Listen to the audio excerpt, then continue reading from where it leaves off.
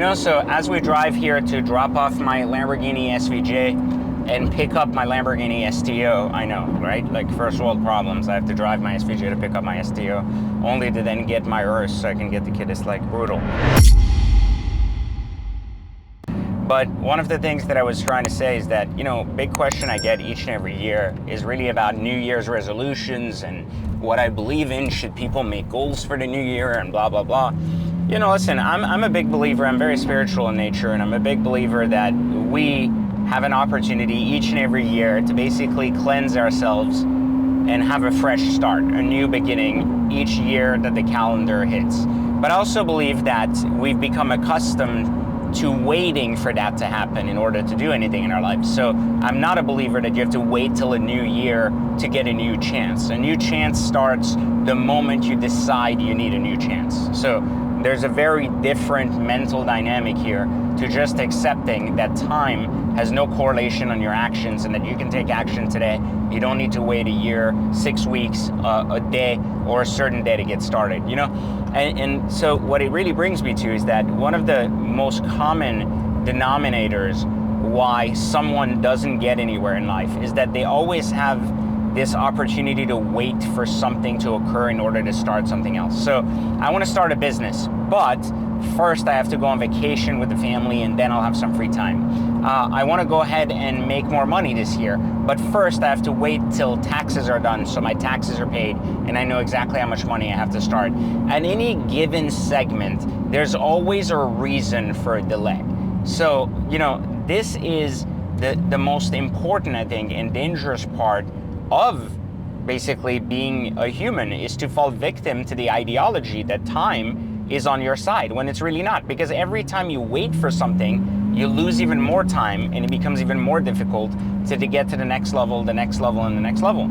So, if I was going to leave you with one piece of advice in 23, one thing that you can really do to change your outcome in anything you do for the year, for next year, for every year ahead, is to change this one specific thing about your life today. And that will completely rewire your brain for the next maybe like 15 years.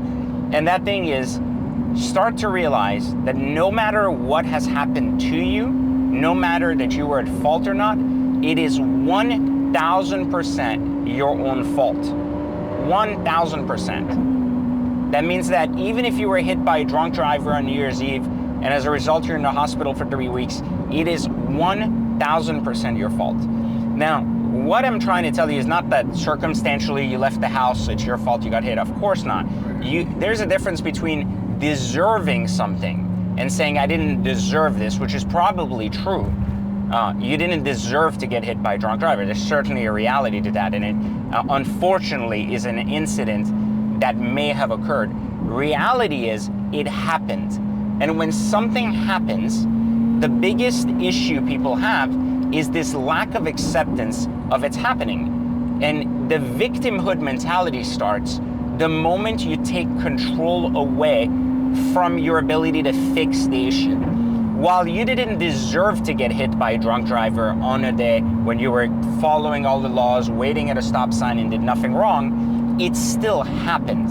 And so the reality is, by accepting fault for it, you accept that the solution to the problem is therefore in your hands and no longer in the hands of a lawyer, of the other drunk driver coming forward and doing something to rectify the situation, the insurance place fixing your car. Like, all of these things are in your hands. And you're going to have to get to a position where you're not waiting for others to dictate what happens next. And so one of the big things that happens is usually when people get in car accidents, as an example, they go, oh, it wasn't my fault, so I'll wait around to find out what happens to that person's insurance and we'll go there. Versus just following through and pushing through and calling the insurance yourself, speeding through that process, getting estimates, being pre-ready, because you're gonna have your car on the road in 30 days versus waiting 6 months. So what they don't measure is they focus on the whole, well, if they're gonna pay for it, then I gotta wait in their process. And this way, instead of pushing through and saying, by getting it done, I'll be back on the road in 30 days and this incident will be behind me, rather than just plaguing me for the next, 5, 10 years or whatever it is, 5 months, 3 weeks, or anything else it is. The argument I'm making here is that a lot of times people just don't seem to realize that the victimhood mentality has nothing to do with deserving or undeserving of something, but instead it is an opportunity to basically understand that if everything is your fault, then everything's solution is also in your hands. And the last thing you want is to position yourself in a manner that actually prevents you from moving forward and instead keeps you stuck. And that is probably the most important piece of advice anyone can give you in any capacity. And so I was thinking to myself, why would I want to tell you this? Because that is more universal no matter who you are, what you are, etc., and can go from there. So now let's go check out my STO. We're going to pick that up and get out. But let's leave this SVJ so that they can service it. It's been now about, a year since its last service. And believe it or not, most people think that service for these cars is so expensive, so expensive that it's just unaffordable. I mean, it costs $700 for an oil change. It's not that bad. And you really don't have to even do it at Lamborghini. You can do it here at one of these third-party shops. These are our friends at Excel Racing. They do a fantastic job, absolutely fantastic job all around with exotics, and they work on everything from my P1 to everything else. So there we go. So there you have it. Happy New Year, guys, and hopefully you found this piece of advice helpful and can go from there. But seriously, just kind of consider that as probably the greatest thing you can do for yourself this year or next. All right.